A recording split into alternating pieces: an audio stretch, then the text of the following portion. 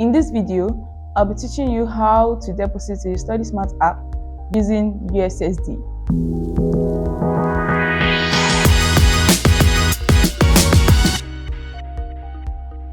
Step 1.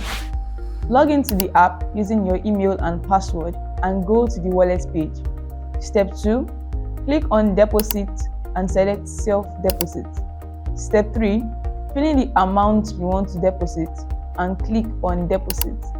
Step 4. Wait for it to take you to the payment page and then select Change Payment Method.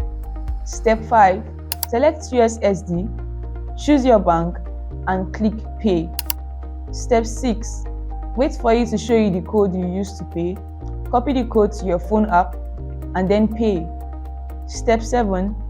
Come back to the app and click on I have completed this payment. Step 8. Go to the wallet page and check your balance. And you're done.